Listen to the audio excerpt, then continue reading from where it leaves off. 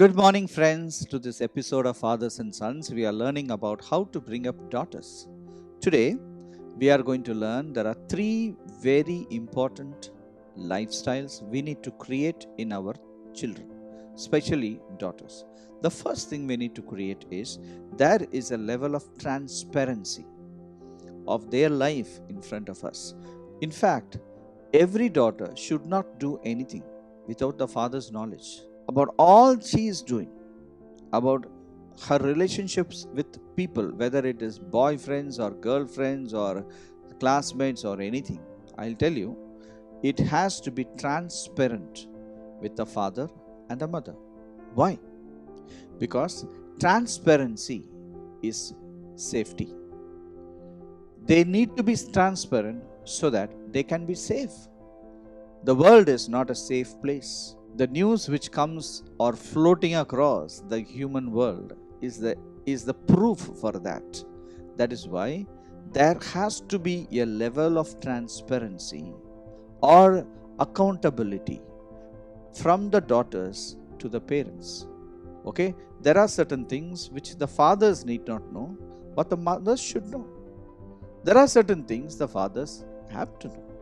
It is very important. Without the parents' knowledge, without the father's knowledge or the mother's knowledge, if the daughters are venturing into a relationship or venturing into any project or into anything, they are going to be hurt by the world, because the world can take advantage of the divide which they have with their parents. Always understand this. That is why that transparency has to be very important. The second thing we need to cultivate in them is a responsibility. There has to be a level of responsibility in their behavior, in their homes, in the places they study, in the places they are living. Everywhere they have to be responsible children, not irresponsible children. Inside the house, they have to be responsible for certain things. It can be trivial things or important things or anything, but they have to be responsible inside a house. So what happens is, all that they do, they become responsible. They have to do those things in the days. Many families have no responsibility given to the children. They just live and they just eat and sleep and study. That's all. What will they do when they go separate? So that is why, my friends, they have to know and be responsible for certain duties in their homes.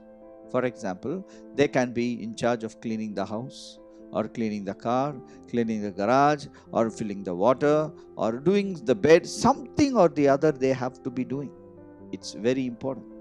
And their lifestyle has to be responsible. So we just inch their responsibility forward and they make them more and more responsible in their thing. We are not going to tax them with work, because they don't have the burden of earning money or doing any responsible work that way, but at the same time they have to be responsible. The third thing is, they should always consult the father and the mother before they take any decision in their life.